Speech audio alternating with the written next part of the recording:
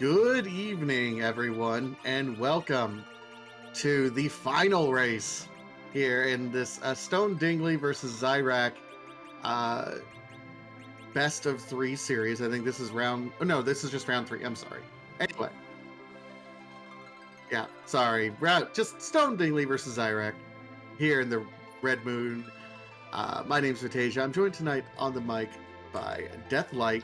How are we doing tonight, man? Doing well. I'm excited for any Red Moon race. Don't get to see many of these, but very excited to commentate on one of these. I see.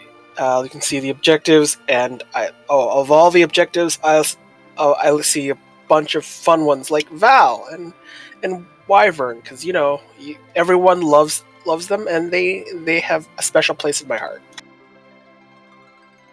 Yeah, of course, this is the Red Moon, so the bosses are going to be a little bit more difficult than over in the Blue Moon side. But yeah, we have 2 lunar bosses, so we're going to be checking quite a few of the lunar sparkles. And then 2 of the different 4 Fiends of Elements. Odin is never a cakewalk. The Magus Sisters, you have some ways around the Magus Sisters, but that's not free still. It can be very rude. What will be helpful, though, is our starting character, Edge. Edge is probably one of my favorite starting characters in the Red Moon flag set. Yeah, we have from one of the important flags is that we do not have Sea Nikki on.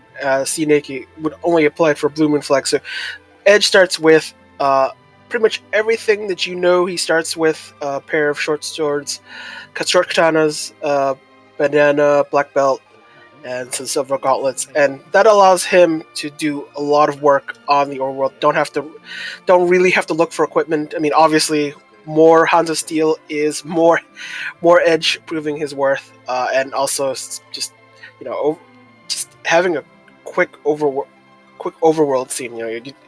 Everything you can pretty much do all the overworld bosses Edge alone for the most part. So that's something the runners, I'm sure, are excited for. Absolutely. And if you happen to find something, for example, D-Lunars relatively early, his ability to use that ninja magic early on to outspeed some of the bosses will certainly help, depending on what we end up finding early on. There's a question in chat. Errorgans, apologize for the name. What is the difference between waxing and waning modes? So waxing is when you're in the part of the bracket where you have not lost yet. So remember, this is a double elimination tournament. So if this is waxing, this is folks who have not lost any matchups yet. If you are in the waning side, though, that is after you have exhibited 1 loss and are facing elimination at that point in time. So that's the difference between waxing and waning phases of the moon in this tournament. And that goes for both Red Moon and Blue Moon. So it's kind of a quad tournament as we're going through. And that's a white mage to start. That's a fantastic starting partner. Yep. Rosa will make. We'll probably need a few more levels to get Berserk early, but she's still the best white mage of choice, barring the moment that you need exit, in which case you hope you've done a Zot check with the Earth Crystal. But still, I love her. And just in case, if you need Val protection, which we just saw, bow and arrow solves many things.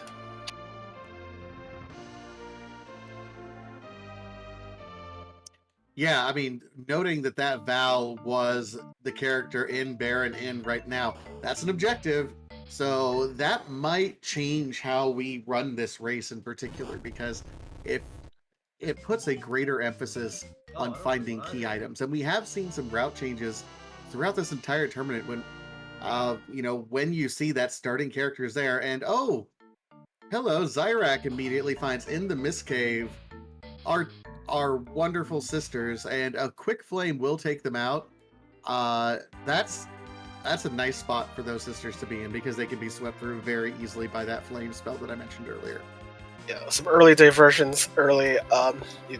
Xyrak decides, hey, I like like my chances with Edge early on, and that already that's a quick payoff. Stone Dingley doing the early Mysidia check, trying to collect the characters early, which is just as a valid play. Sometimes you want to figure out what your party is early on, and it looks like the twins are actually on the table. Although right now Porum probably excess at this point, but you never know who's left on the table.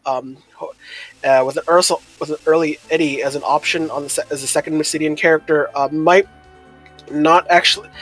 Depending on whether the moon shows up, will determine how long Eddie is long for this party. Oh my! And there is the gauntlet showing us immediately available in the Watery Pass. So a Stone Dingley showing it and said, "Hey, you know what? That's going to be a fair chunk of experience. I'm going to wait to do that until I have my party filled out." I actually like that play from Stone Dingley. It's knowledge about where the boss is that he wants, but recognizes that's going to be a lucrative experience location, and I need to hold off for just a second. Is this even, Tella? Why did you randomize? Why did you other place? Well, that's fine. Good time to find our key exit mage. That means looting is online. Let's go.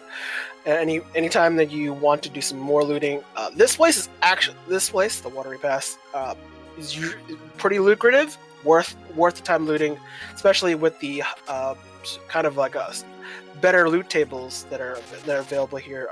While we're T Pro, we have a decent opportunity to get tier 6 items like power shirts and Zeus gauntlets without having to be challenged by a trust enemy. So that's always a worthwhile thing. And a Stone Dingley deciding, hey, both I like the front and the back, which I find really quick. I mean, they're not. It's only 4 chests in the back. It's like about 6 chests in the front. It's a pretty and White Spear. It's always a good throwing material. I mean, it's great throwing material. We're hoping to find a cane. We still have one more place to go. I'm not entirely sure, but yeah, so far Exit Mage has certainly unlocked things. Although you can limit kind of how much looting you need to do because of that early edge. Kind of hold on for hope for kind of some later, more lucrative things once we get further into the underground. Xyrak, meanwhile, is saying, I'm going to go ahead and take these. Only has the Palom, didn't even bother to get the other character, any other character at this point. No Tella, no Porum at this point in time. Has not gotten that Eddie. So we'll be missing out on some experience for the rest of his party. We'll see if Stone Dingley ends up liking this party, or if that last character up on Mount Ordeals will end up making a switch and being a little bit behind in the experience as well. I think the experience. You don't expect the alt gauntlet this early. Sometimes, there are instances where it can be, in even the Mist Cave. Not the Seed, but I don't think every runner feels this way, but you can't expect that. But also the experience, probably it's not that critical. Maybe like I'm in the boat where if you want to kind of be consistent in your routing. So when you're things like Mount Ordeals, where you're guaranteed 3 bosses, probably will contribute to more consistent XP gain than hoping for a gauntlet in the Watery Pass. So here it's nice to have, but it's not gonna be kind of a deal breaker later on, where most of the experience will come from just a quick Evelyn dive or the Meadowgris chests on your way into the hook route. It would be remiss if I did not address the meme that our wonderful community organizer, Scala Kitty, mentions. If the alt gauntlet is placed in the Baron Inn, it is commonly referred to as Senator Crocodile. And of course, here in the Watery Pass, there's the alligators who are here.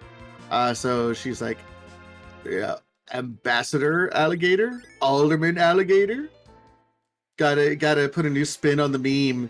I'm down with that, Scala. Although, let me be realistic. no ambassador, if they're from a foreign country, should be speaking to a senator because they are of the legislative branch and they need to be dealing with the executive. I'm just saying. That's like coup worthy if an ambassador is trying to make deals with a senator. I just say it. I've seen the West Wing. I know what's up. There's definitely not enough gator talk. I don't know why, but hey, I see D-Lunars. I think this is Outline Cave. So this is also essentially should be pretty free. This although right now Stone Dingley Edge having depleted all that magic from the Gauntlet. Now Xyrak, hey, this guy. Do you have flame? I'm sure he'll let you know about your fire. So I think we're getting a lot of early boss checks done early, which is good. And then, although hoping that there's some surprise locations where Blarg will show up. So right now, this is starting to look like a Jet Seed in a way. Still have to get other things going like Darkness Crystal, Moon Access. Still don't know where the hook is, so quite a bit away from reaching Jet Seed potential. I mean, okay, we can say that we're not quite at confirmed Jet Seed yet, but we have 4 bosses down and knowledge of a 5th boss sub 10 minutes. If there was ever a seed to have potential for jettiness, I'll take this one. You know what? I'm fine with this. Some of us have work early in the morning, so we get to go to bed a little bit early. I'm cool with that. Oh, jeez. Well, we'll have to see if the seed complies. I don't assume seeds will always be generous. There are plenty of things going, and Xyrak has decided time for Fabul defense with some Blarg, but not the Blarg we're looking for. So that shouldn't be too bad. I think there's only one more character we do not know, which is on Monardios, so that shouldn't be too far along. There aren't too many characters that we look over. We have an Anchor possibility on Tella. We have White Mages, plural. Right now we can Stone Dingley without even needing to pick up the Ordeal's character. The party's practically set. You're all good, and don't even need a cane for the Val, really. So here's something to keep in mind as we continue through this seed. Right now, both runners have done a boss that the other one has not done. Xyrak has not done the Mist Cave to get the Magus Sisters. Stone Dingley has not done Antlion Cave to get the D-Lunars yet. Of those 2, I tell you what's one thing that could be going through Xyrak's mind, and I'm trying to put myself in his shoes. If you've already seen 3 bosses and know where a 4th is, what is the statistical likelihood that you're like, hey, I can skip a quick check because the likelihood that another boss is in a free cave check like Mist Cave, I can just skip it and go as fast as I can because I need to be able to skip something and go.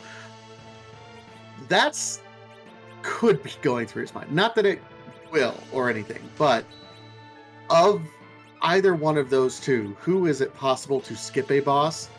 It's much more likely that Xyrak would end up missing Magus Sisters than I think Stone Dingley would be to skip D-Lunars. There's always the chance that you forget that one key item spot being Antline, and Antline obviously not hard required yet. We don't know what the end result is, but there is. With Hook still at large, it's one of those. Sometimes you get distracted enough that you forget who's on the where you get your hook or what other checks that you should be doing. Maybe skipped. You don't have to do Mist immediately. That's just you can always fade it towards once you've done the underground. There's nothing that says that Demus spot check is gating something, whereas at line, is a key item location, but it can be it has been forgotten. There has been races where it's been faded, has no actual value. It's hard to want to miss in a race where all the bosses is a go. So you have to check these spots. So sometimes it's kind of did you remember is one of those things that has happened in any runner's mind. In the meantime, there was a question in chat. Arrogance does ask, is gold bed required in every seed? Feel like he sees gold bed requires a lot. Shout out to Fried Potato for answering that question in chat. Fried Potato, of course, our tracker for the evening, so shout out to you in the meantime. But yes, effectively, Golbez and the Alt Gauntlet are required in every Blue Moon seed. There's a small percentage chance that one of them would not be required in a Red Moon seed, but that's a small percentage chance. It's just about every seed at that point in time, so you can relatively bank on it. Oh, and our final character is a Yang. What do? Do you take? Okay, we have Stone Dingley absolutely taking him. Wants some more melee power. There is definitely a mind to doing that.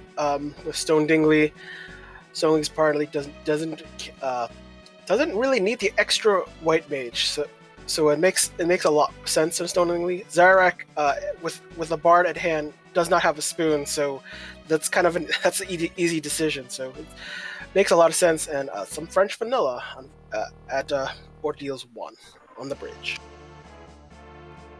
Dark Knight Cecil. It's interesting. We have Dingley immediately fighting here. This can be a relatively slow spot, so we should be able to get through the damage pretty quickly. Yeah. While the Dark Wave is very powerful, this spot doesn't have much punch to it. The original Mylon spot, he doesn't really punch often. And even if he punches, doesn't punch really hard. So it's one of those spots that, hey, our runners love, because Dark Knight isn't a threat out of the way, and Xyrak has decided, I don't want to punch you, and apparently has gained some time just doing nothing, while Stone Dingley tries to kind of kill him off at the spot having some decent HP, although nothing, not quite the same as the back attack spot, but still enough that does slow him down a little bit. Meanwhile, they both go to the next fight, and CPU. Hi, CPU. How are you doing? This is not what you necessarily want to see here. This is, it has, it has kind of high HP. The main thing you're trying to hit is in a back row. By the way, back row glitch is turned off. I think Stone Dingley handled that as best as you can. That says, I have a fantastic dart, and I'm going to spend it right now. CPU fight is usually a slog, and at no point where anyone really enjoys the CPU other than it disappearing. So it's when you can get rid of CPU quickly, it's a good time.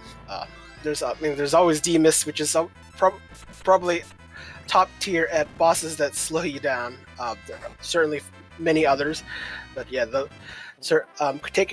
kind of made up some time that Stone Dingley lost by fighting DKC. So that's not the worst thing, and there's no Kane in the seat, so no worries there. All right, so both runners through that relatively quickly. Stone Dingley with a slight straight line edge as they entered Mount Ordeal's relatively straightforward. And even though so far no bosses have necessarily been required, that hook is required to get us into the underground. Certainly, and it's more French vanilla. I guess it's a musical chairs for her bosses on this mountain alone. Quickly dispatched to the Mylon Z. Not too long. It's only 1,000 life, so it's not easy to take down. So we'll probably see Baron in on the table, even though we have the hook in hand. But always good to see if we can get an early Baron or early Earth Crystal for our kind of routing needs, especially the Earth Crystal. Well, Earth Crystal would be nice. Baron Key is extremely nice because we know that's another boss in the meantime. So we'll see. Both runners also already have that Twin Harp, which is I'm not going to say tempting because it's one of those checks that a lot of runners like to fade if it's at all possible, but in a boss hunt tournament, it becomes very difficult to justify fading a boss that's locked behind a key item. I think, well, given the current party, which is for the most, I think, well, Xyrak is more mage heavy, but with Edge to only do the damage, it might not be the best place to go. I mean, that spot, not too strong, has the spot where magic is practically nullified for the most part, with no strong magic available. So having for like Stone Dingley, Edge, and Yang available to only do damage will probably not be as appealing. And hey, Mylon, the undead dance party with Mylon, so shouldn't be too hard, too long. Just one flame, and Mylon will talk about his body. Oh no, not quite enough. Apparently, HP at this spot is usually distributed based on the ratios of the original boss formation. So it's not.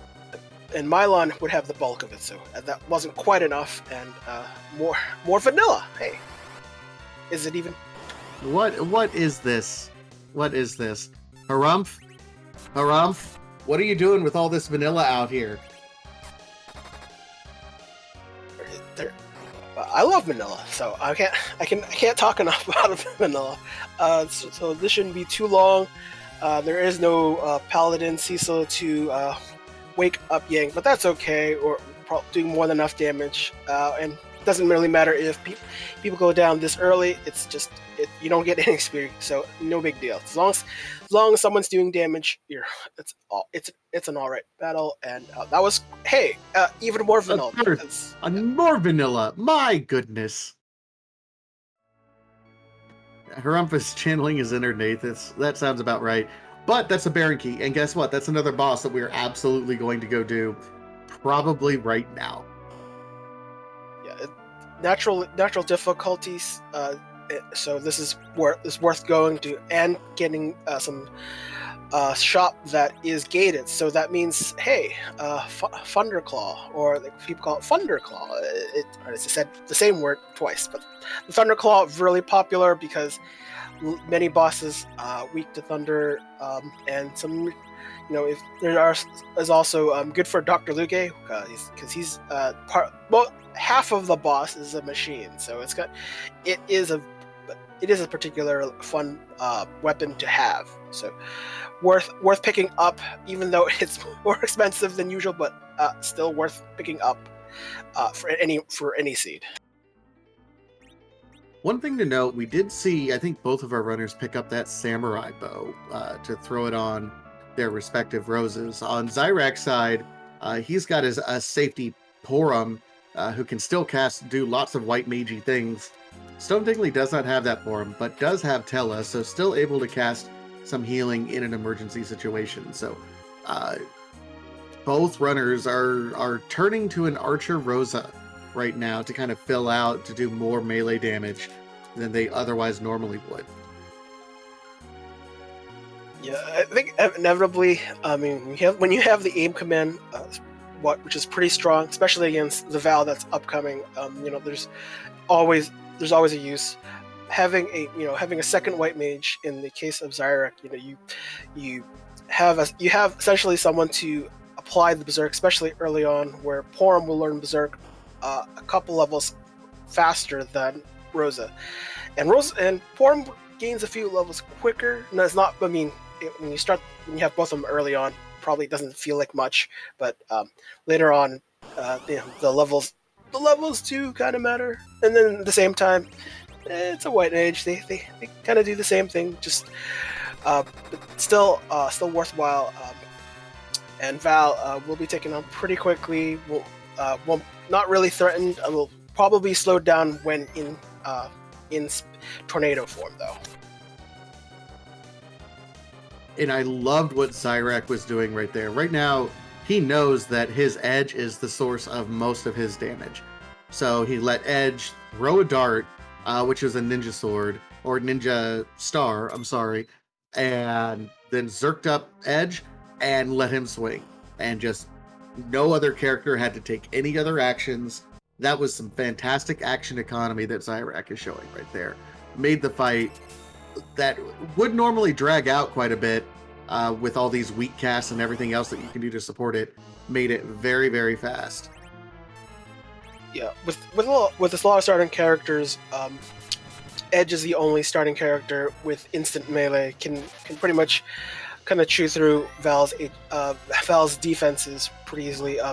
When you fight Val, you typically need to have a attack multiplier 4, and Edge already has that in spades naturally. So Edge will chew through anything overworld, especially early Val. So and that's where most of your offense will typically come. At least your melee offense will typically come from. It's usually next person in line would be like usually Quake Kid, even with the level 2 elementals that he has access to early on. And there's it's a mom bomb. Shouldn't be too much of those that explode. Kind of spicy, especially given at the Kinazo spot. That almost took down the children, but they have enough HP to survive. And though that virus not quite enough, but hey, it still should be enough.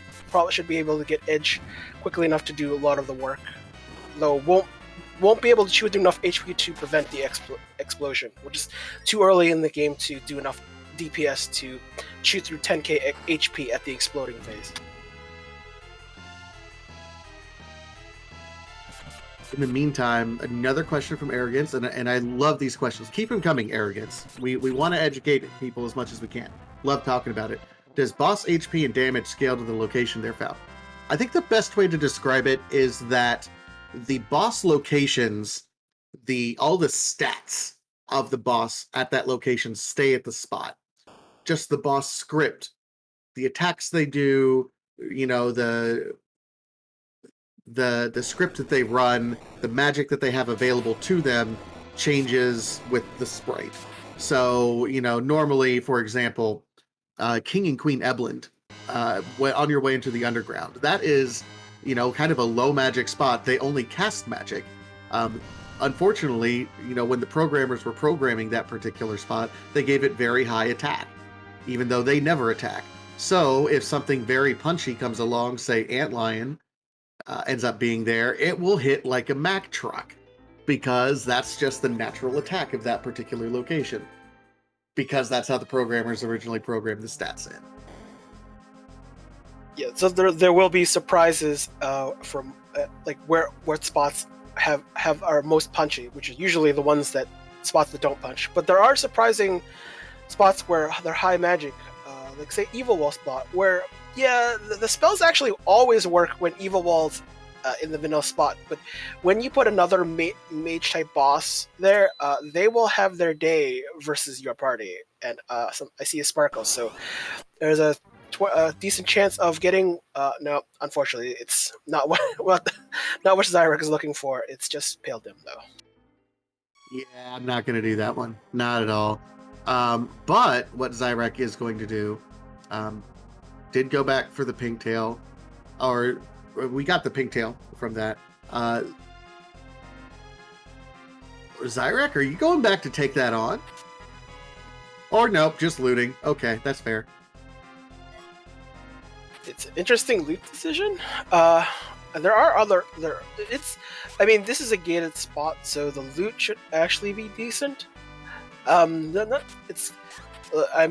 don't mind looting this spot. I usually pick up the items in the tower room and the lower section towards Odin. That's about it. But there's plenty of treasure. The density isn't too bad, and looting it can be interesting. I think they're interesting, but hey, cat claw. But although I think Xyrak isn't using the Yang, so probably more useful for Stone Dingley.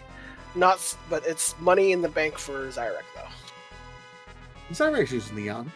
The only difference between the two parties is Porum versus Tella. Oh, I'm missing that. It's like, what was the difference between the two? That's, there's character picking up characters, dropping some. There's, Xyrak doesn't, not needing a Tella. That's not the. You already have another Black Mage, so it's not the worst thing. And you already have your Exit Mage too, so there's still time to pick him up. Oh, didn't even visit it, so didn't know Tella existed. So that kind of changed the equation. This probably Tella might be swapped in, but swap out Porum. We'll see quickly.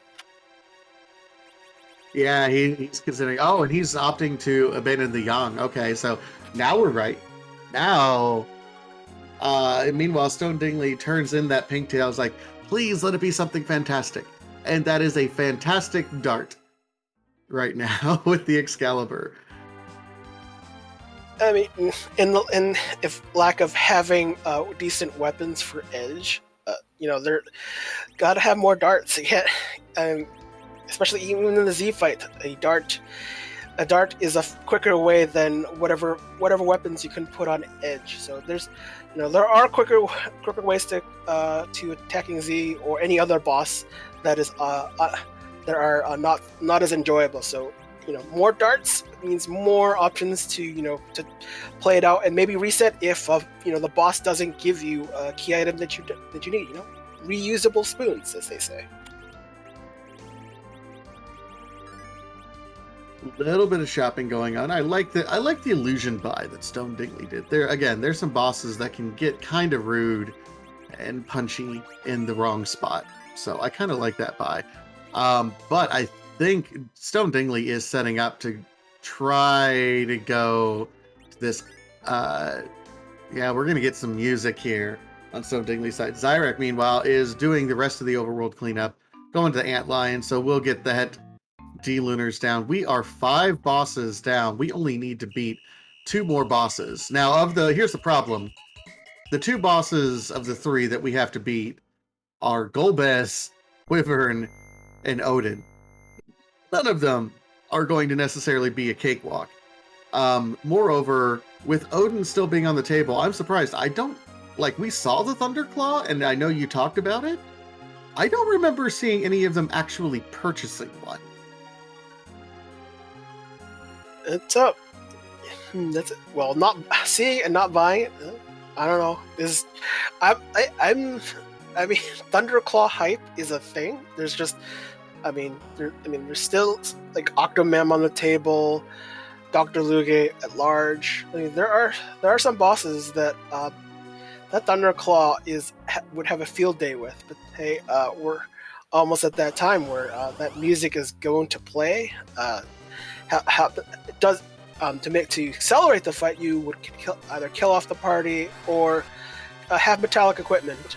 Sometimes some runners have prepare for this by knowing which things are metallic. A lot of the starting equipment of most characters are metallic, so that can affect it. But it's not too long for music to play. No, it'll be coming right. Okay, I see Xyrak with the Thunderclaw. So good job, Xyrak. At bare minimum.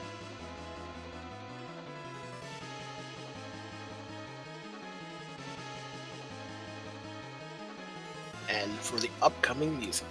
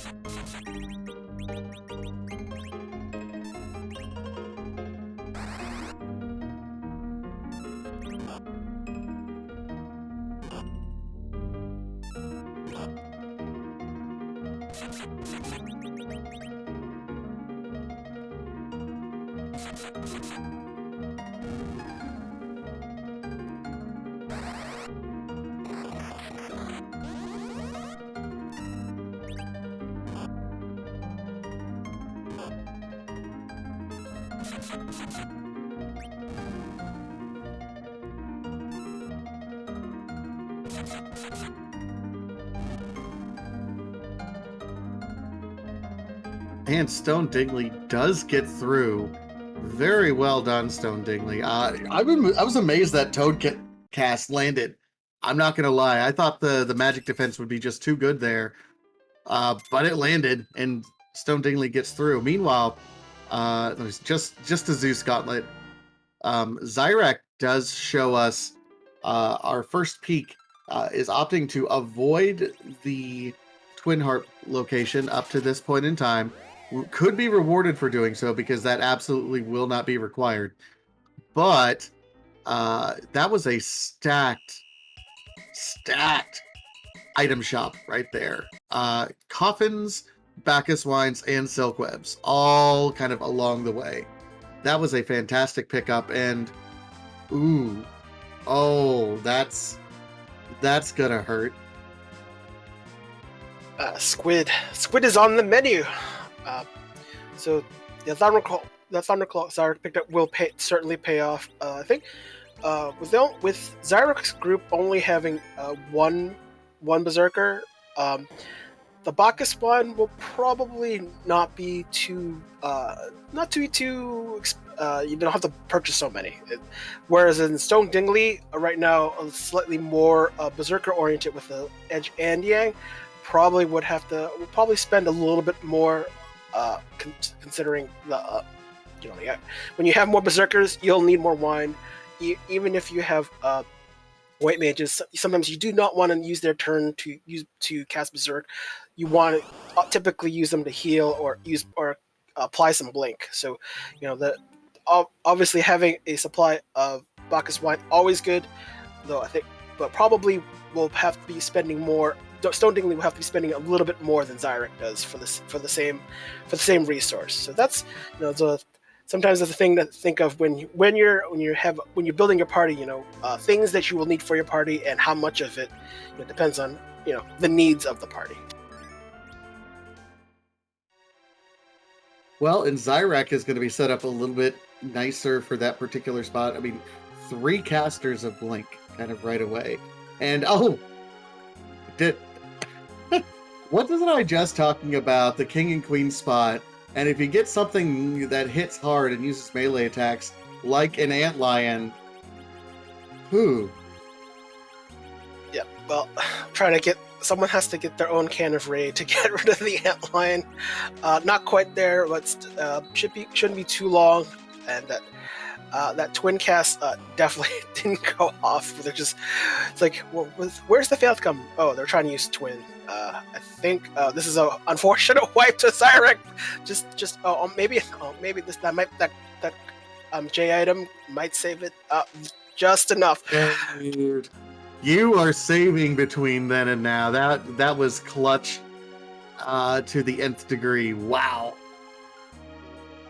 Yeah, you when you collect those J items, you don't know when you use them, and that very moment, that was like a panic moment. And having those excess J items paid off. Normally, would try to sell it for money, but when you collect enough and haven't used it, well, that's that emergency moment, and that's time saved using that would have been a complete wipe had that not been there. All right, so Xyrak did not go back to safety save, so is now set up, has zerked up his edge, and now will... Oh, Rosa doesn't know Blink. It's fine. Rosa will learn. That's one of the reasons why you keep Porum. The Berserk comes early on Porum. Rosa needs like 2 levels. I think it was like Porum at level 18, Rosa at level 20, and at this, when you're doing hook routes, you will notice the difference when you're seeing it missing. But Blink is a bit higher. I think they both learn around like 21, 22. It's one of those spells that they've learned about the same time. So at this point, Tella is the only source of Blink, and that's more than enough. Once Octomam is a slowdown at least once, then Octomam for the most part isn't effective, and slow also compounds the effectiveness of the monster being slower over time.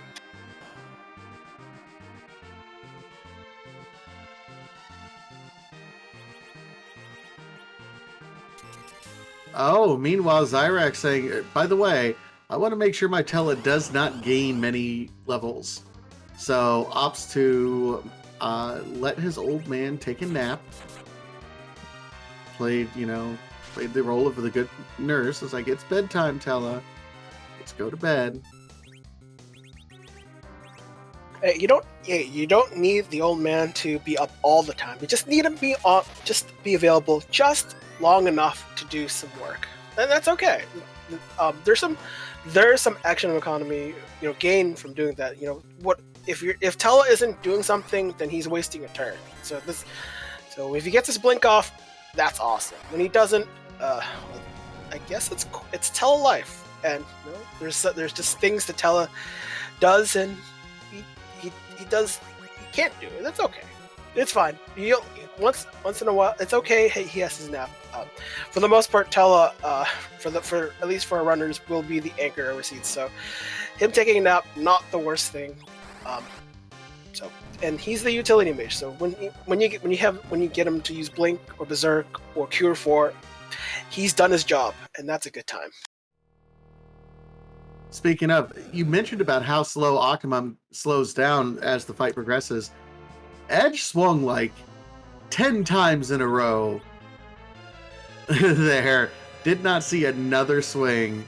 So Xyrak very quickly gets through that Octomom fight right as Stone Dingley is starting the fight. Now, both these runners, again, 5 bosses down. Stone Dingley has completed the Twin Harp.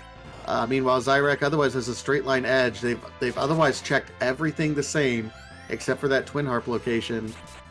It'll be interesting to see if Xyrak ever opts to go back and check that at a different time. Here's the problem though. There's another Lunar Sparkle, which is about the last thing you want to see. If you saw that it was going to be Golbez or Odin, you're like, okay, I have to commit myself to the top of the tower. But because it's that Lunar Sparkle, we've seen Pale Dim, we've already killed the D-Lunars, but it could be Ogopogo, it could be Plague, or it could be Wyvern. So it's a 1 in 3 chance of being a boss that we actually need to get to up at top of tower. And you feel like you kind of probably have to check it. Unless you do other things like check Dwarf Castle first, and if you just happen to run into Wyvern there, fantastic, then you can dodge it. But otherwise, that's really unfortunate to see the sparkle there. I'm more tempted to just kind of fade it for now. Like do it obviously the chances of it being one of our required bosses is certainly on the minds. But it's like, do we have to do it now?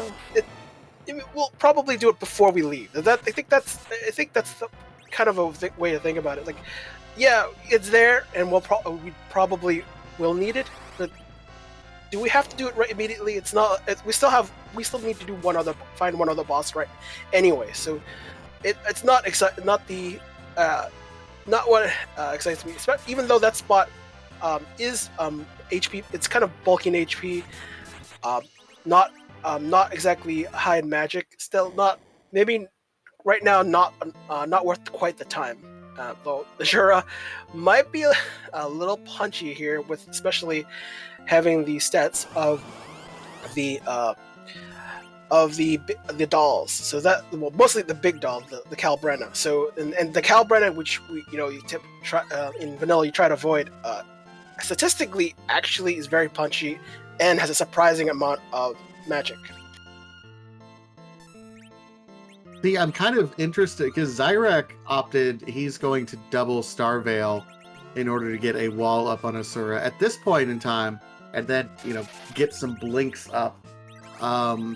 This is one of those instances where I think I would be comfortable going ahead and raising Tella to have him cast wall, as opposed to any other course of action. But hey, Xyrak certainly doing quite a bit of work and doing very well for himself so far, so he needs no help from me.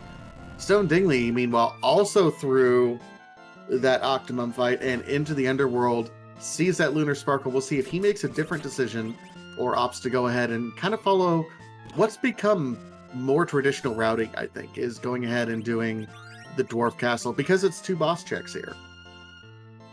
Yeah, a Dwarf Castle normally, in many races, probably faded more often than not in a boss hunt. Dwarf Castle suddenly super popular. You can compare this to, say, the Fey March. Yeah, you have 2 boss spots. You can do either boss at any time, in any order. Here you have to do 2 bosses back to back, which can be kind of tricky, given what could be the kind of the combo of a mess in either spot. There's one spot, like this spot can weaken you to the point where the second spot can be devastating, like a surprise Blarg, or or a vanilla Golbez. The things that can make our runners have a miserable time. This spot is, at least for the purposes of a boss hunt, much more popular. Meanwhile, Xyrak does kind of struggle to get through that Asura fight. Only Edge alive, so we'll see. This second boss is 4 scoops of vanilla so far for Harumph. 4 scoops. This is Harumph doing his best Dathus impression. Here's the nice thing, though. The rest of his party's dead. Shadow Dragon is not going to take anything out. He's going to be able to raise up. The magic attack is pretty low here. You're going to be able to dart something and be good. Yeah, this is certainly kind of fortunate. Azura, being a kind of more of a pain than usual. Being unfortunate that you're in a situation you have effectively 2 characters, in this case, or less, and this fight isn't as bad. We kind of a confluence of things that is kind of working in Xyrak's favor. So kind of very fortunate to not have to, pick characters to go down first and then worry about it later. But this spot with no magic power, this essentially spell multipliers at 1. So those spells don't even, the reflective spell don't even hurt Golbez. So we'll need a little bit of work on Xyrak's side to take down Golbez, but shouldn't be too long. Edge will do enough on his own to take down Golbez. In the meantime, this means absolutely the thing that these runners are both going to have to do immediately after they're done with this Dwarf Castle is drop a save outside the Tower of Babel, go up. You have a 33% chance that Lunar Sparkle is Blarg, and you are done. And, done with the boss hunts. We still need our way to the moon, and frankly speaking, we need to find our grind. Although we have Atella, so if we really needed to, we could do D-Money. Our access is really access to essentially Z. Not so much the moon, but just Zemus is certainly starting to become the top priority. I think the grind, we have an edge, so right now we have to the current search is to look for sirens. So we have effectively 3 shops: Fey March, Dwarf, and Tamra. So those right now those are the top priority of locations. And hey, more darting. It's a defense sword, so okay. And okay, Leviathan, that's not going to do us any good. But yeah, I mean, it's right now it's fine the grind. We have a 33% shot of that Blarg being on top of the Tower of Babel. If not, then okay, we're still in, I think, face check mode at this point in time. We have a couple, free locations. We do the Fey March key item check. We can do the Sheila 1 turn in, which, depending on where we go, Xyrak probably, we'll see if he decides that he wants to check the Twin Harp, at least just for checking for a boss. But at this point, we are in face check mode when it comes to bosses. Yeah, as a runner, it would be good. It's a good place to be, and you don't have don't even have to really look for key items. You don't, for the most part. I mean, you still need it for endgame, but the face check mode is obviously one step away from actual go mode. It's a good place to be as a runner, although maybe at the same point this is going pretty fast. This is already becoming the jet seed,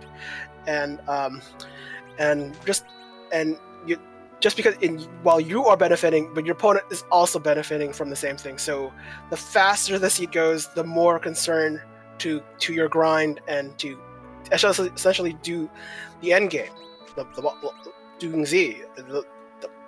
So that can kind of creep up on our runners, and in terms of their mindset. Another great question by Arrogance. Do the runners set the overworld character sprite for a reason, or they set it based on superstition? It's most of it is superstition. It can be whatever you want to be. Like in the original vanilla game, using L and R will toggle whatever the character is. I know I have a bad habit because I get antsy when I'm racing, is I will constantly toggle. So if I'm walking and you see me just toggling the character, my finger is just kind of on the L button, constantly cycling my characters. So different runners do different things. It's all cosmetic. Yeah, there's no impact. I think probably sometimes it's kind of good to keep track of when you have control of your character. That's about sometimes if you're if you're not running a console, you're running an emulator, you have sometimes you want to show your inputs. So especially if you're running a gamepad, so just to make sure that you are not losing any inputs. Those are kind of things that you would use that information for, but otherwise there is no actual impact. Otherwise, I think Xyrak picked up Full Moon earlier. So while I don't think probably using Edge in the back row per se, but having that does help for damage, as there are still some bosses on the table that will be in the back row, and you probably want to get access to doing full damage to them. So Full Moon, one of the mid-tier weapons that you get for Edge, which also can also be used as an end game weapon. That's probably a set of Longsword, Mute Knife, Full Moon, where they're not the strongest of weapons, but certainly very useful in the middle to probably end game tier weapons, which has at least some value until you find something better.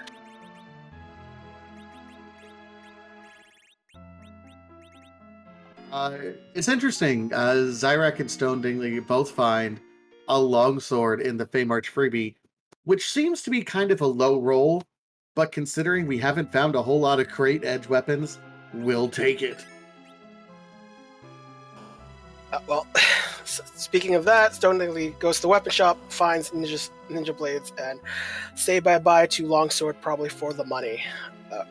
Or never mind, just sold the Full Moon as well, so I guess that will be the combination, which is certainly more than enough.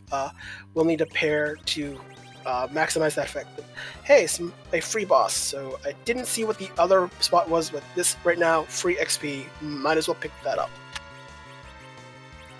Well, the other boss was another Lunar Sparkle. So,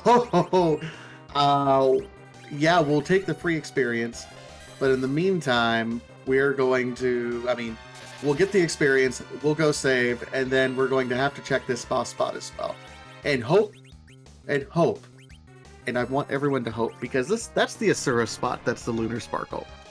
If you don't already know, the Asura spot is fast. It is very fast.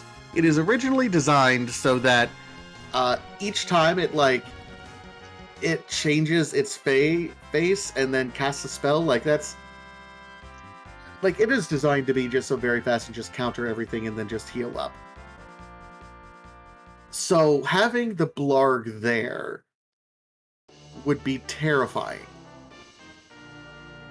Well, we just found out it's plague, so completely not required.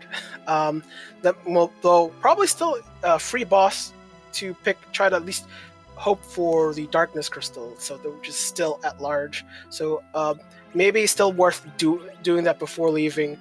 But the other sparkle is significantly a lot more tempting now. Yeah, I think I still do it. Especially because all you really need to do is Zerk up 3 people and your entire party lives. Even if even if your Zerkers aren't necessarily effective, as long as you keep jamming the ATB system in Final Fantasy IV, no one will die as long as 3 people are Zerked. Yeah, there are lots of things that can be taken advantage of by our runners regarding the ATB. The system that does a lot of the work. It's determining, whether you die from count or not. And since the jamming the queue helps preventing the count from resolving death, instant death, then you gotta do it. If you want to live, you gotta. Everyone's gotta be angry. That's how it works. I think, in this instance, the life until will extend the count, as the multi-count attack relies on, hey, is everyone under that status? If not, just reapply it. So, which can be taken advantage of and manipulate the boss, and so it's just really a clever way of taking advantage of boss scripts. No, absolutely.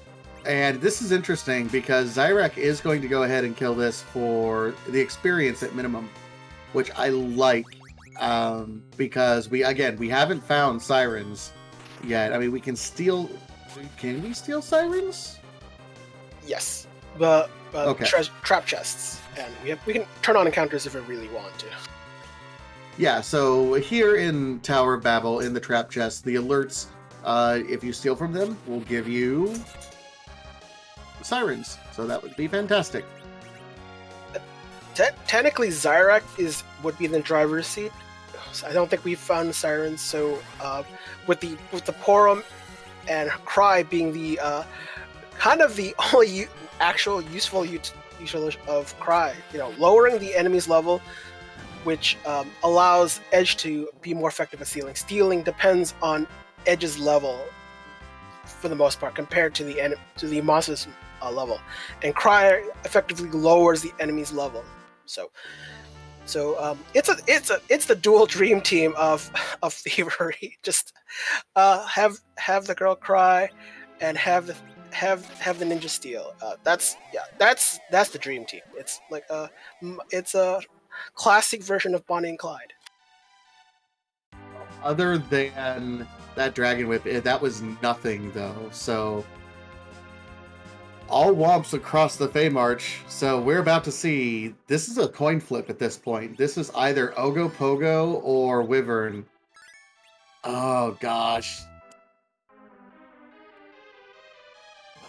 It's the other 50. It's a wump, but once we find the last lunar sparkle, not on the moon, that's our who's it?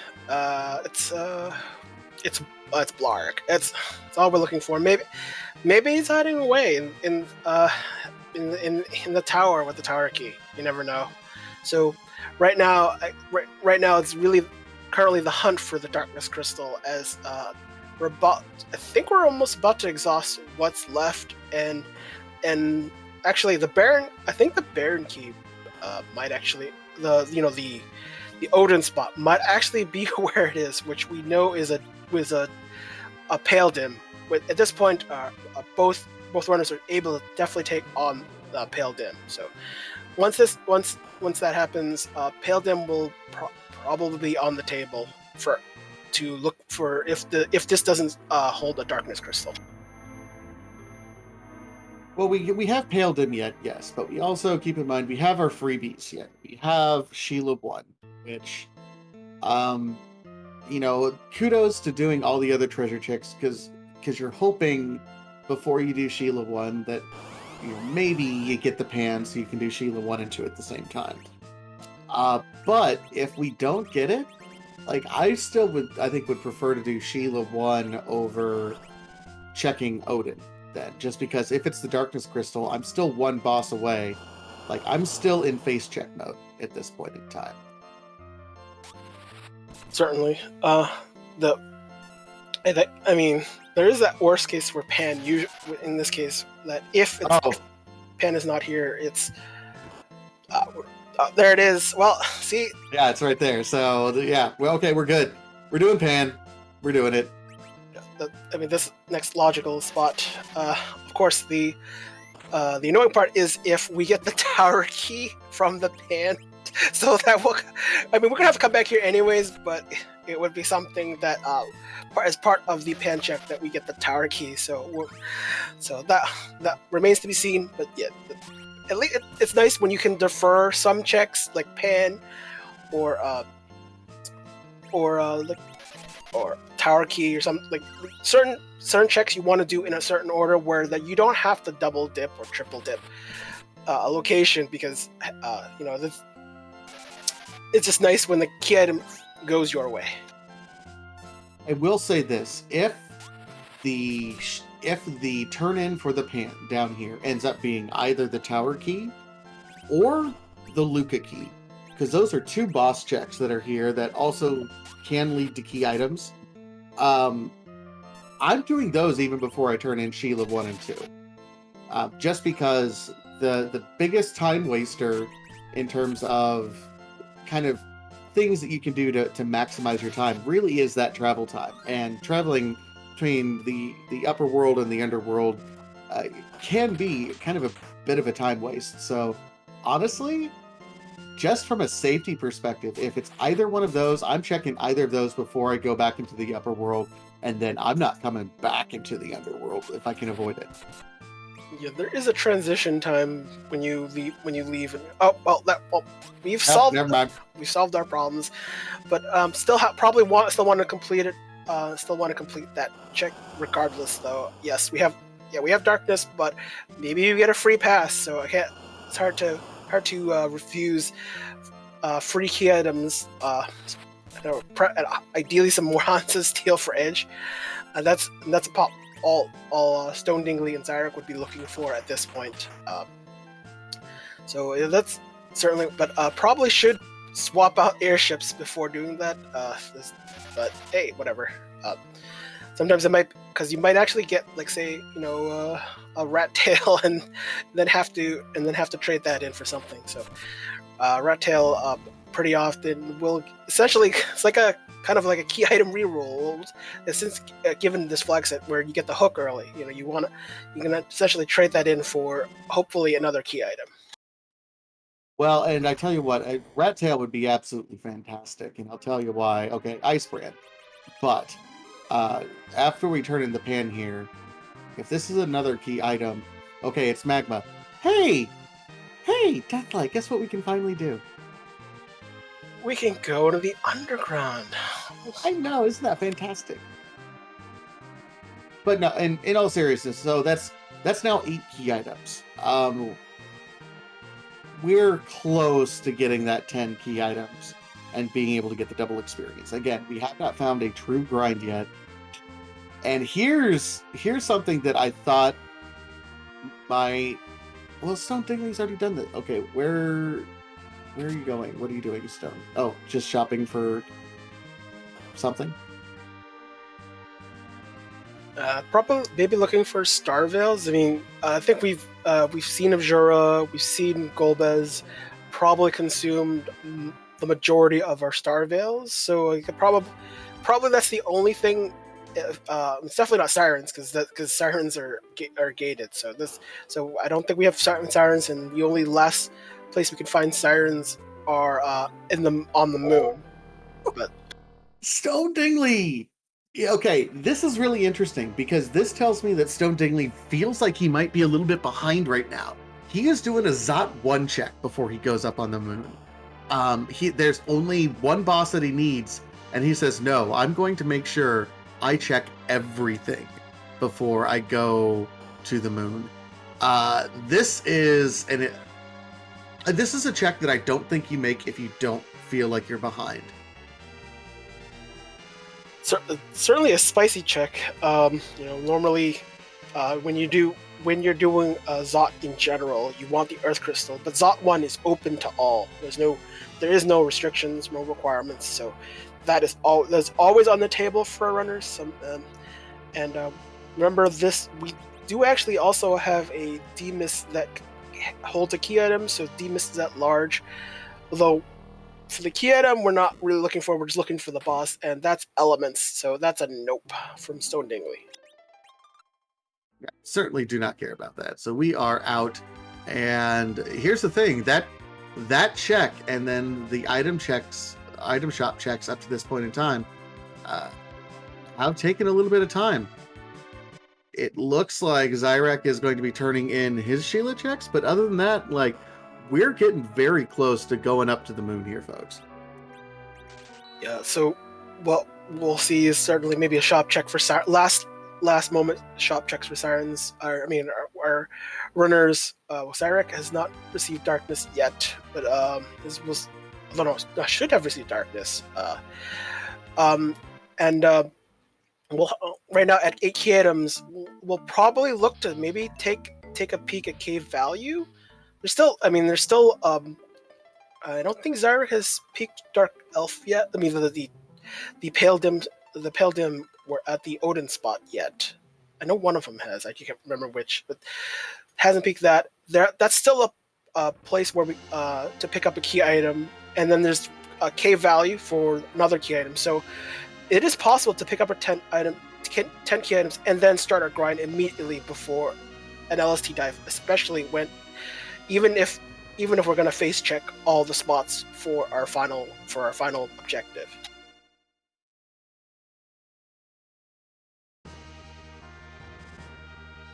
Yeah, Noob Tree making a good point in chat. Xyrak reset out of the magma key. So he said, nope, I don't want your budget key item.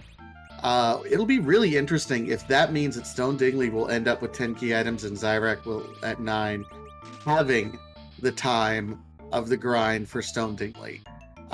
That's something to take into consideration. Now, it'll take an extraordinary set of circumstances, but was it worth the minute and a half that you save in terms of fanfare and then walking out of Fabul?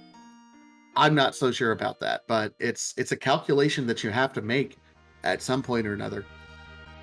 I could, oftentimes I would call it a rage reset. You don't like what you got from Sheila, from all that. There are just times where once you pick up the magma key, way after you've done the underground checks, like, why you do this? The seed does provide, and this is a major deviation here. Xyrak has decided, hey, what about the giant? It's actually not a bad idea, and even if there's a potential to just do the grind here. Forget sirens, let's do D-Machine here.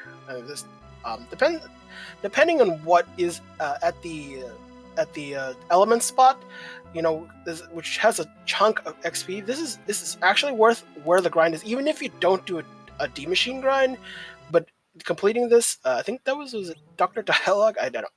Then this spot is certainly kind of spicy. You can do your grind here and peek that boss spot, see if actually what you need. So I actually, it's interesting and an interesting play by Xyrak, and no, I don't dislike this. I actually like this play.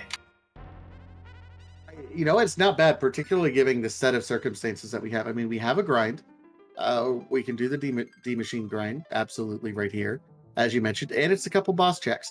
Now, the one thing I don't like about it is that it can take some time to set up the D-Machine grind if you haven't already set it up perfectly. This, I don't know if this is going to be it or not yet. I actually think this isn't the right one, but we'll see. But the other thing is, it does take a while to set up, and it takes a while to get out of. And for the amount of levels that we need, we don't need a ton of levels. So, 1, maybe 2 ethers on Tella, and we're done once we get all the way through. But then we have bosses to hunt, and we don't have a pass. So it's not like if we happen to find a boss, we're good. There's still a lot more we have to get done. So, Stone Dingley, meanwhile, bonus round. I see this and I would just want to fade it. Yes, there's essentially a second key item upon completion when defeating this boss. But, like, this is a boss you probably don't need. Like, especially if the boss we're looking for is somewhere else, this boss will kind of slow a lot of runners down. This is just, demist essentially turning into mist during the fight makes them invincible, and you can't do anything. You can heal up, but for the most part, you can't do damage, and that is kind of one of the top reasons why Demus is a slog of a fight. True. I mean,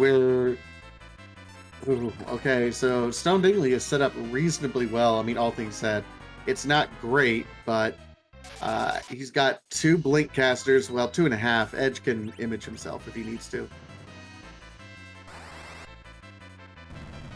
Yeah, but one of the kind of undervalued features of Edge, your own version of blink, self blink is pretty strong. Sometimes then, like, you can do something like a self image and then follow up with a berserk spell cast, and that usually gets your berserker online while giving protection. It might be a little bit slower than, say, drinking some Bacchus wine and then casting blink, but you enable the safety much earlier in the sequence, so sometimes it can be to your benefit. So certainly always good having more.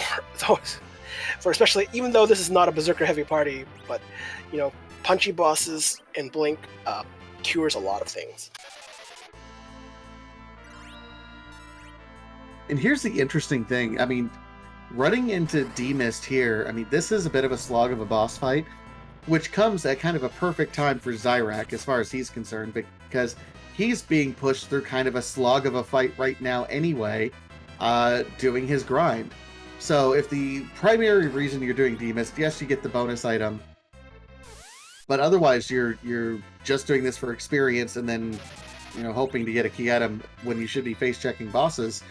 Advantage Xyrak at this point in time. I think the levels that he will gain will end up being more beneficial, all things told, than the time that Stone Dingley has spent doing a bonus round here.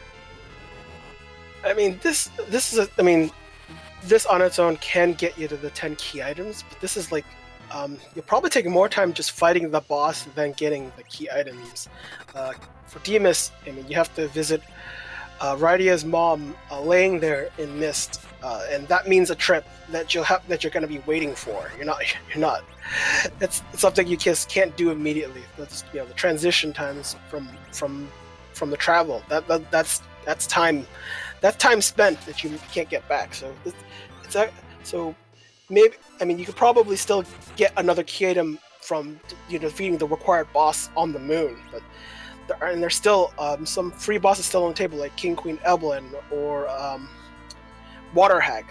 They're still around. So the bosses that taking on this Demus might not pay off unless it's like pass, and that's about the only thing that a Stone Dingley would gain back some time if Pass is at this location.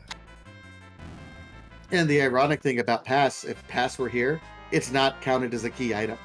So the justification is like, okay, well, maybe I can get some extra key items here to boost me up. And it's just a ribbon. Oof. Okay. It's useful for that goal biz, but we've already beaten. So yeah, that's something. The warp will help. I don't think Stone Dingley is going all the way out. Just trying to get kind of partly way out and walk further down the lunar subterranean. It's interesting. Sometimes I like just doing a straight exit, saving, and then start to walk back in. I mean, that might take more time, and that that event where you try to get into the lunar subterranean does take quite a bit of time. So it's understandable if Stone Dingley wants to just skip that part and continue on through the LST dive. In the meantime, Xyrak is finishing up his grind, cast the week, killed his Tella, and now is done with the Searcher. So this is going to be over 500,000 experience at this point. Did not have to do a full grind, but hey, 15, 16 levels for the levels that we already had, that's going to be quite enough. Not enough to get Palom to nuke, though. Got Porum up to Cure 4, which is on its own quite good, but still a couple levels short. Although, based on the bosses that we still have to get, I think we might be able to get him to nuke eventually. Yeah, if Xyrak decides to take on the element spot, then because that's a chunk of experience, and then the CPU spot, regardless of what the bosses are, would get him there, and that's free. Oh, this is free XP. Simple boss, water hag, just punch 3 times, and it's lights out. So Xyrak getting the free XP, getting rid of the Tella first, and that should probably get at least Rosa to white, at least. Nuke not far behind for Palom, but that is certainly a nice thing, and that allows for a free CPU check effectively immediately after. Hey, shout out in chat, SCX Fatal just completed my first ever randomizer for Final Fantasy IV Free Enterprise Blue Moon run. 3 hours. You know what? If it's your first ever run, does not matter. Congratulations. If that's the first time you ever ran something, that is a fantastic time. So, good job. Certainly. Question in chat: what do you guys think we'll see first, Odin or Wyvern? That's actually, that's a fantastic question for chat, guys. Let's get some discussions. Can anyone run a poll? What do we get? What do we see first? What do we want to see first? Do we want to see Blarg or do we want to see Odin? Because neither of them are going to be necessarily friendly at any spot we get. I'm here for Blarg. Blarg early, Blarg often, Blarg all the time. And Rosa certainly gained enough levels for white, so that will be some good Blarg magic. But though white having a delay, and Stone Dingley going a little bottom up with the ribbon room, but that's a free boss battle, but not the one for the face check though. And this is also a free boss, Dark Elf on the CP spot, but not the boss we're looking for. No, not the boss we're looking for. I'm curious on, and this is another thing that I'm unsure of. We can exit out of the giant, right? Like, Xyrak knows that he doesn't have to kill this boss. We can just leave.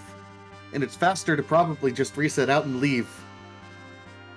I think warping does take time. I think with the experience on the table, you want Palom at nuke, and this is still effectively a free boss. I would actually just take on this boss and then leave. It's a quicker exit route for all intents and purposes in Xyrak. Like, if it was a tougher boss, certainly a reset and warp out. Oh, and we found the Odin. Odin at Masamune. This particular spot has quite a bit of health. We got to slow everything down. we gotta hope for Thunderclaws on both Stabby and Punchy right now. And yeah, by the way, he punches kind of hard. Yeah, Ogre spot punch is hard. The Odin Zenzukin, not sure if I said it right, but is effectively the same power level as Quake. This spot also has a dramatically high spell power. I think that's like a spell multiplier of 32, which is higher than which a normal character can have. So that is way above average, and so you can't wait. I don't think Stone really bought a Thunderclaw at any point. So this is actually something where Stone should have grinded before. This is not a trivial spot to take on that Overman. So it might be a few tries, or at least even if it's not a few tries, a slog just to get over the hump. It's just not that. This is not going to be easy. No, and so here's the thing, though. We also haven't seen Blarg yet. So Odin, we know, is on the table. Xyrak, what? Xyrak, you just came from there. Xyrak. I would say misclicked, misselected. I don't know. Maybe it's just a lot of giant on the brain. I think it's happened to your hunters, and that Odin is gonna swing, and he swings, everyone goes. So I'm not sure about the DPS. I know most of the DPS is coming from Palom, so if that Palom with the lightning 3 comes through, that might be enough. But I think there's some lit arrows too. I think with the samurai bow, so that might. Oh, there it is. Stonely gets through it. Certainly, I mean, levels were a little bit of a concern there, but does get through. Defeats Odin. Has all the objectives. That is 1, 2, 3, 4, 5, 6, 7, 8, 9. He's had 9 key items, depending on what the key item is reward for here. Package 10. Stone Dingley will be able to grind at 10 key items. By the way, there's some sirens. Were we needing some sirens? They were right there on the moon the whole time. Yeah, it's always on the moon, right? Just like Antline, just except not this seed. Yeah, so Stone will probably grind. I mean, given this, the current party is more of a hybrid. You have essentially 2 effective mages. We're not calling Tella here because he's gonna just do his thing, and with 2 berserkers. So Stone Dingley will probably more likely to do hybrid strats given the current party composition, where Xyrak still has to do this peak first and then figure out what to do next. But I think Xyrak is kind of at the mercy of Stone Dingley's grind at this point. It's going to be very close. I think it's going to come down to how quickly can Xyrak get up to nuke, and how quickly Stone Dingley decides, hey, I'm good, and I'm ready to roll. Here's the interesting thing. Both of these runners at different points in time have made plays that tell me that they feel behind. And that's going to make for an interesting play. Stone Dingley here even is saying, hey, in addition to wanting to do a grind, there's some free bosses that are out here that not only that can give me maybe give me a pass so I don't have to keep walking the whole way, maybe give me some extra experience, maybe give me a nice damaging weapon because my edge is still using a full moon. At this point it's hard, unless the treasure here is both Hanzo Steel, Masa and Mura. Kind of unlikely Edge will get an upgrade. There's not much. There's not much there is left. I think this spot for Stone Dingley is got the big doll, so that's a reset, and because that's where the majority of the HP is gonna go. So that was unfortunate. Yeah, okay, so Xyrak finished a bit of grind there and says, okay, I'm good to go.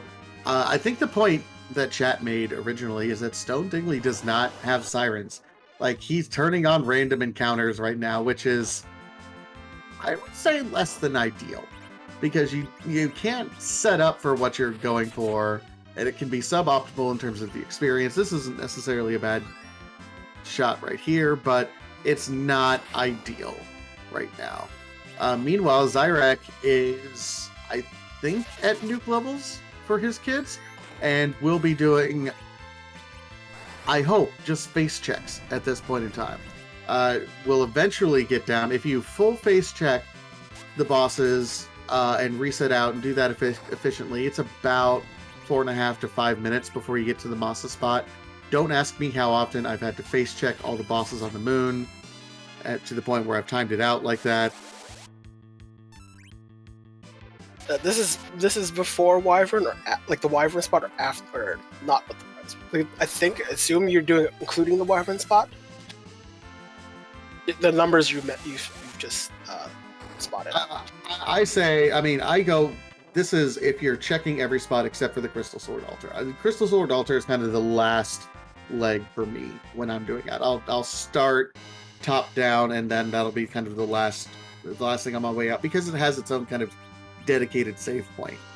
But I'm face checking and then resetting out of a boss, and face checking and resetting out of a boss.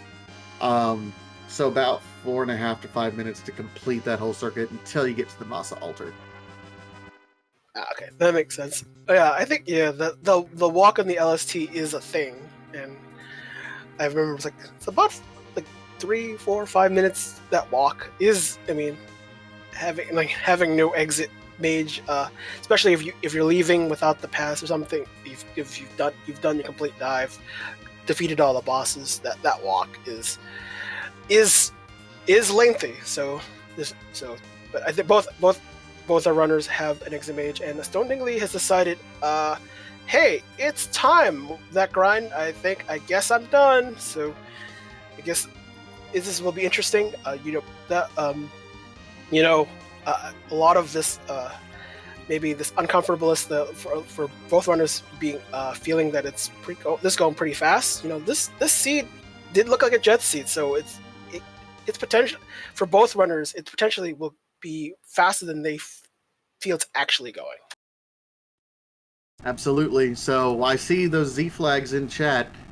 Shout out to everyone with those Z flags. It is, this is Final Fantasy IV Free Enterprise. We are a randomizer community. We like to randomize things.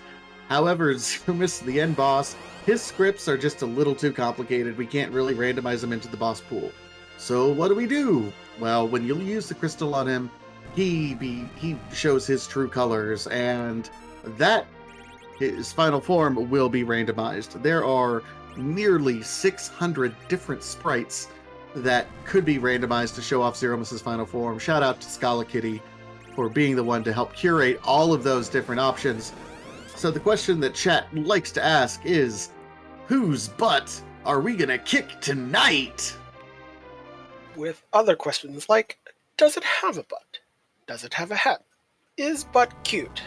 All of these questions are practically answered right now. And I guess this has a butt. There is no hat. I have no idea if this butt is cute. Zodiark is absolutely not cute. Not in any way, shape, or form.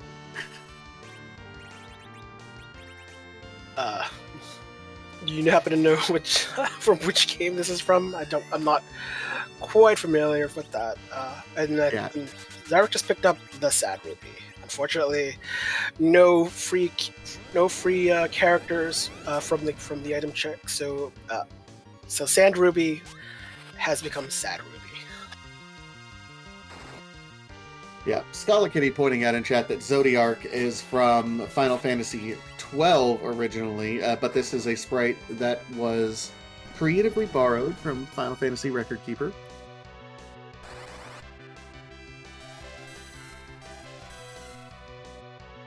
It's interesting. With the lower level, so Stone Dingley right now is going to probably certainly have a slower Z fight.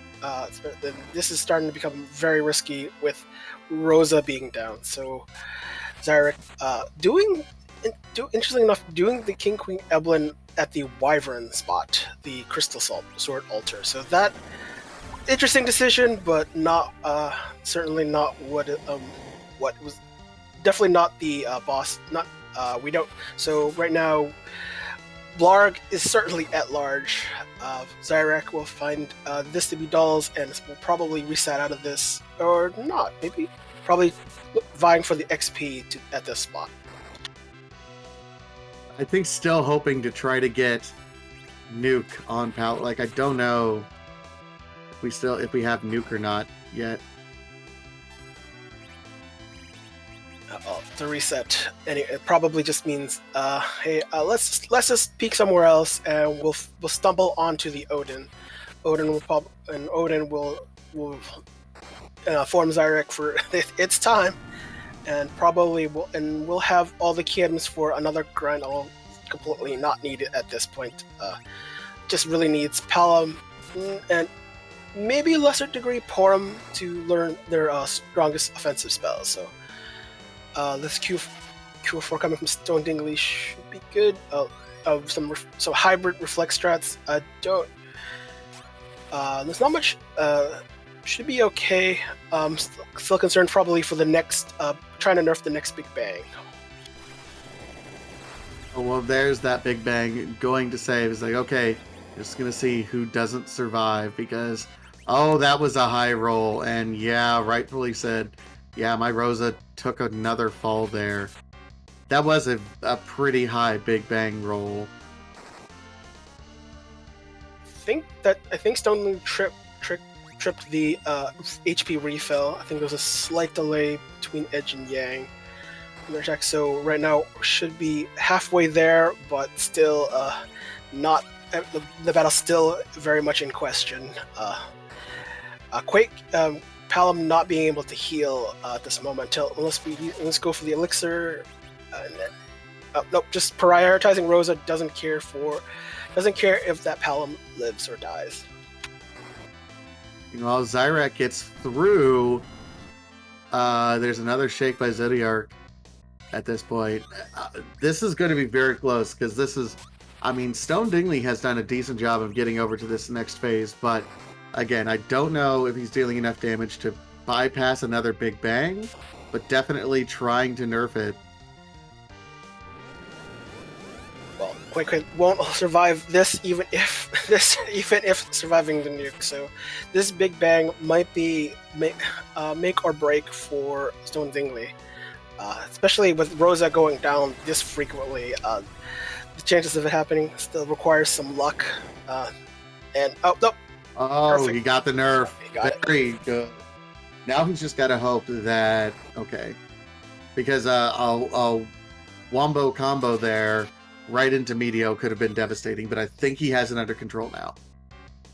Xyrak doing swag rock. Xyrak doing the swag rock, so that's shouldn't be too long to get into the fight. Black Hole comes out for Zodiark on Stone Dingley's side, so might have to reset up a Zerk. Yeah, Fried Potato, our tracker, is pointing out Xyrak's fight is going to be much, much faster. We'll see if he can make up time. This is going to be much closer. Here's a nuke now. I think that's a counter nuke, but oh boy. I think that might have been actual scripted nuke, and the problem. Oh no. And the problem with that is that could potential instant death. But nuke has a wide damage range, and especially when especially when no spell magic evasion is happening with Rosa. I don't know what kind of equipment Rosa have. It's probably not favorable in the sense that I don't remember seeing too much good armor loot coming. Probably the best maybe a tiara, and that's not, and she's not quite in the safety range of HP to survive an outright Big Bang. So it's still right now. We're in Rock's phase. It's not too long. Okay, we're getting close here.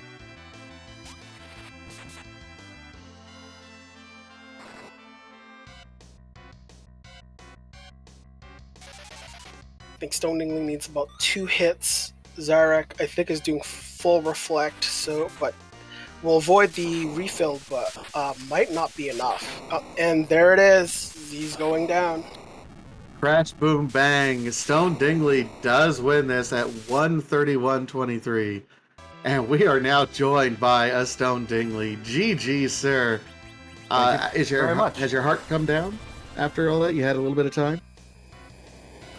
A little bit. It's always a mile a minute when I'm playing FE.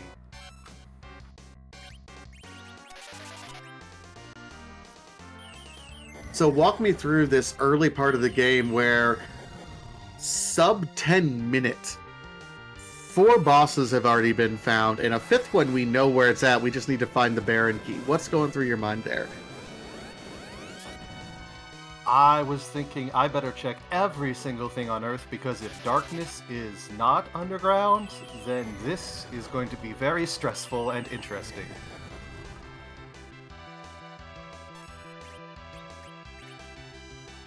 Yeah, that was a very.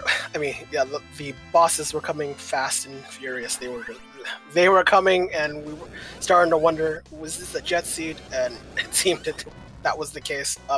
What was the thought of picking up Yang over say keeping Porm, or in terms of your party composition? At that point, I was thinking it's still early enough that if I drop off Porum, I might be able to slingshot her if I find darkness early and decide to go do a D-money grind.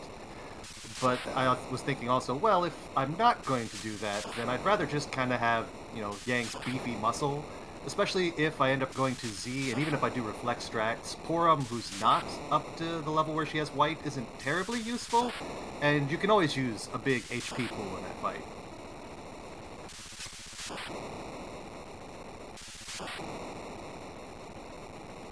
Certainly. I think there was a fight that you took on the moon. You took Demus. Could you walk us through that? I mean, I don't probably ultimately didn't matter, but it's one of those head scratch. That was a head scratcher for a moment there. I was kind of I was thinking 2 steps ahead of myself, like, oh, if it's not on the moon, then that's be the next place to go if I check when I go back, because maybe Xyrak won't take that battle. But then, about halfway in, I was like, but if it's on the moon, then this is just a huge waste of time, which definitely haunted me when I saw that Odin down there. And then once you got to the moon, you found that Odin. You had reset out of it once, so it wanted to get better set up. But once you were done, you were kind of sitting there, kind of wondering what's next, because it looked like you weren't comfortable with your levels. So there was a attempt to grind, but then you realized, oh wait, I don't have any sirens. What do I do? And so you ended up taking some random encounters there.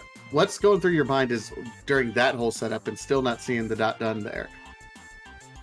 I thought, oh gosh, maybe I got really lucky here, and Xyrak missed one of the bosses, like he skipped Dwarf Castle or something, and I just was like, well, you know what, I wanted to take enough fights to get Palom's HP just more than a hair above 1200, which actually ended up being important, because there was a spot in that Z fight where he was down to like double digits and would have wiped, and it might have thrown off my whole fight if he didn't get those extra levels. So I'm really glad it didn't get nuke on him, but got him just enough.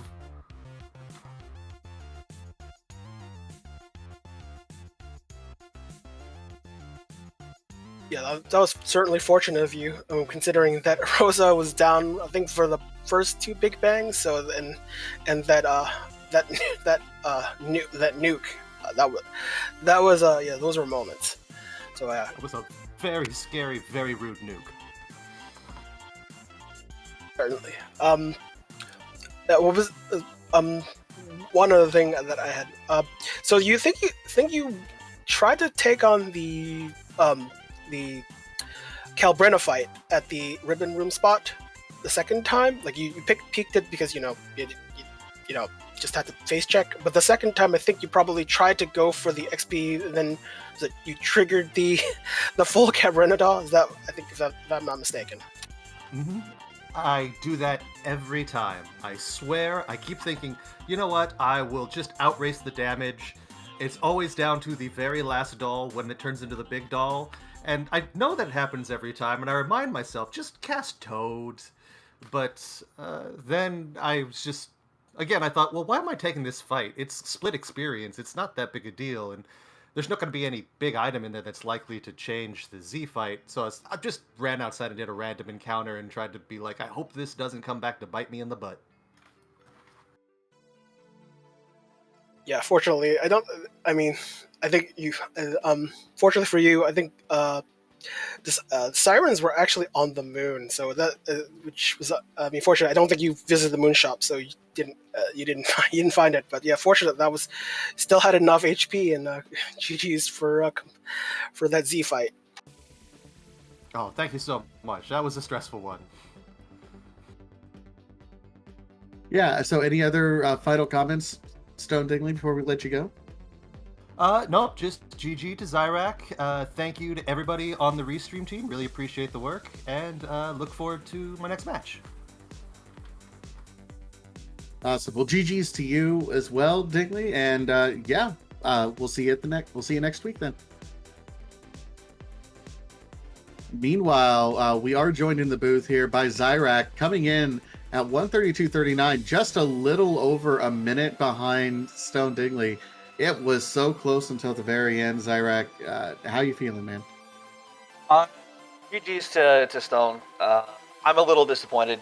Some execution errors there at the end probably cost me that, so I'm a little bit disappointed in myself, but, overall I can't be that upset. The rest of the season up until the last, 15 minutes or so went about as well as I could have hoped.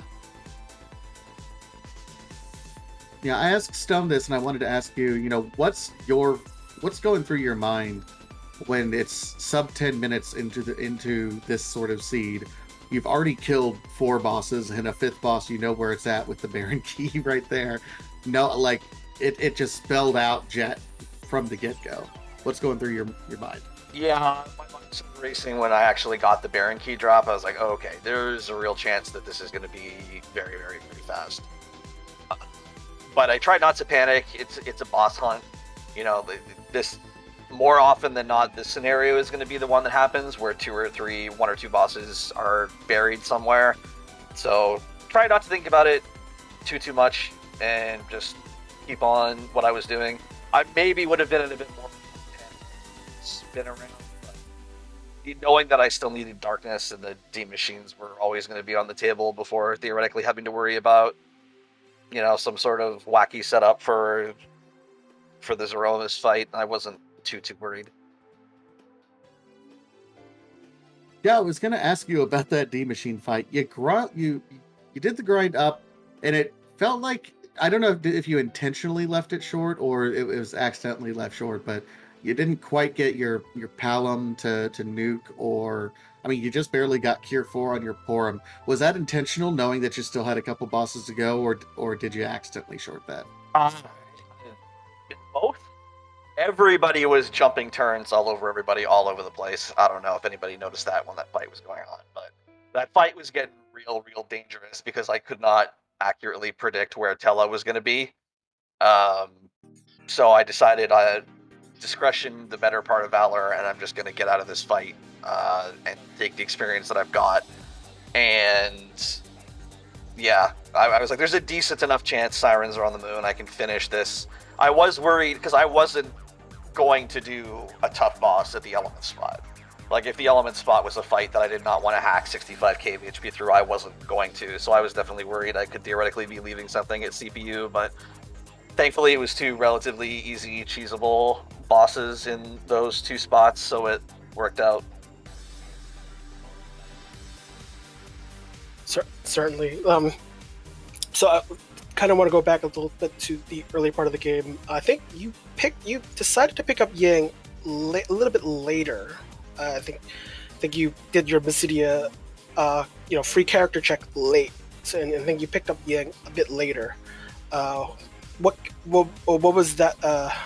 What came to that decision? So with if I get edge in a white mage, I usually don't worry about pushing my party. I just kind of try and do the overworld checks as efficiently as I can do them. So I held off Antlion Cave to see if I did wind up coming across like an exit caster, which did eventually show up.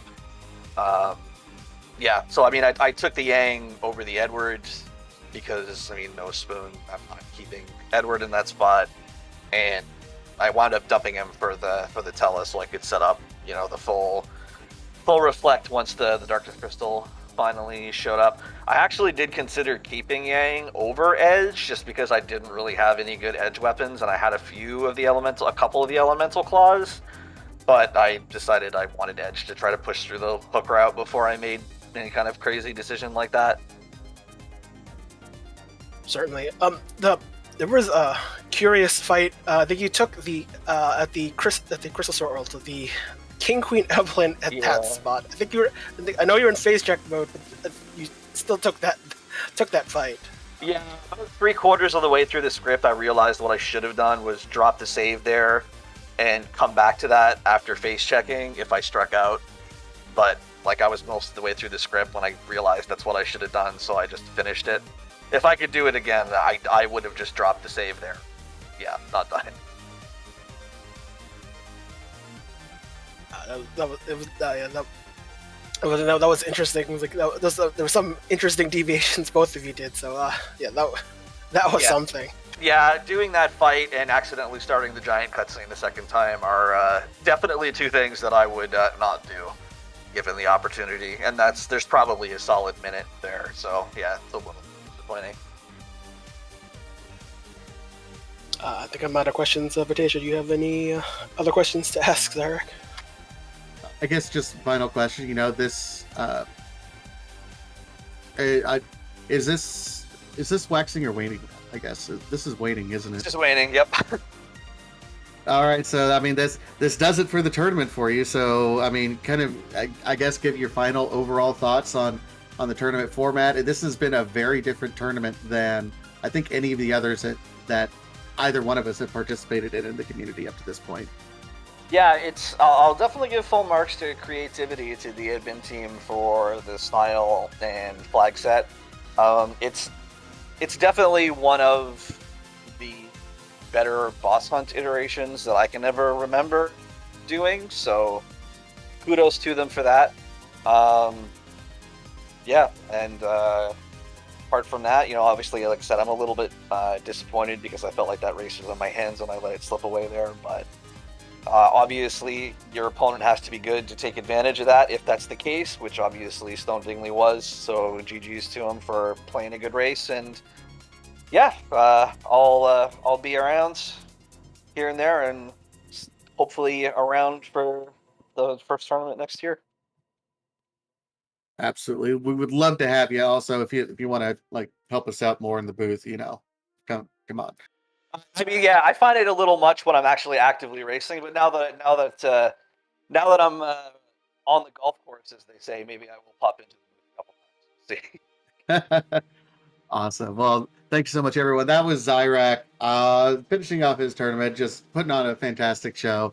Falling to Stone Dingley, but both these runners gave a fantastic race. Give them a follow here on Twitch if you like what you saw from them. Final shout outs, of course, to Harumph, our wonderful restreamer, digging up triple scoops of vanilla all over the place tonight. And of course, Fried Potato, doing all the tracking and pulling double duty, helping out, answering questions in chat. I appreciate you, Fried Potato and Harumph. And of course, my co-commentator, Deathlike. Always a pleasure working with you, man. Oh, that was a lot of fun, Batasha. It was an exciting race, and lots to talk about. And there's just a lot of free enterprise still here to be played, and definitely for this tournament. So it's very enjoyable, especially for both moons. I particularly enjoy the red moon because early edge starts are exciting. So yeah. Absolutely. I think we're going to, and I don't want to quote my restreamer, but it sounds like we're going to be rating over 2 free enterprise. There is a race just about to start between Possum Morpheus and Solaris in the semifinals of the Red Moon waxing phase. This is game 1.